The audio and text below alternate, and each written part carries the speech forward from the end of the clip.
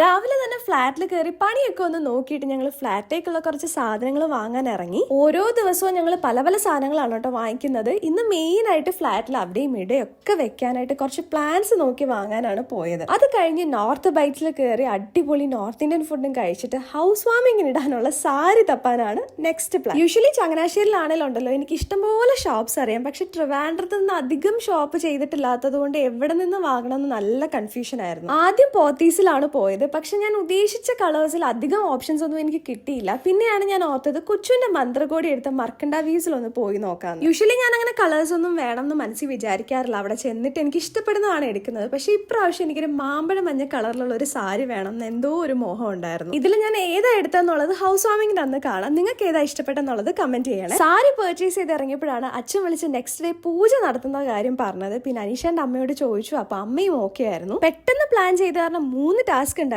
ഒന്ന് പൂജ നടത്താനുള്ള place clean ചെയ്യണം, പണിക്കാരെല്ലാം പോവുകയും ചെയ്തു. 2 അമ്മയെ കൊല്ലത്തുനിന്ന് ട്രിവാൻഡ്രത്ത് കൊണ്ടുവരണം. 3 എന്റെ അച്ഛനും അമ്മയും വരണം. പർച്ചേസ് കഴിഞ്ഞ് വന്ന ഉടനെ തന്നെ ഞങ്ങൾ രണ്ടുപേരും ഡ്രസ്സ് ചേഞ്ച് ചെയ്തിട്ട് ക്ലീനിങ്ങിന് കയറി. Because next day early morning puja start ചെയ്യണം. സോ നമുക്ക് വേറെ ഒരു ഓപ്ഷനും ഇല്ലായിരുന്നു. എന്നെ കൊണ്ട് പറ്റുന്ന രീതിയിലൊക്കെ ഞാനും ഹെൽപ്പ് ചെയ്ത് കൊടുത്തു. അച്ഛനും അമ്മയും ഉണ്ടായിരുന്ന നെക്സ്റ്റ് ട്രെയിനിൽ തന്നെ ചങ്ങനാശ്ശേരിയിൽ നിന്ന് കയറി. ക്ലീനിങ് കഴിഞ്ഞ് കുളിച്ചിട്ട് അനീഷയുടെ നേരെ കൊല്ലത്തേക്ക് പോയി അമ്മയും കൂടെ വിളിച്ചുകൊണ്ട് വരാം. ഇനി പൂജയുടെ വിശേഷങ്ങൾ അടുത്ത വീഡിയോയിൽ കാണാം.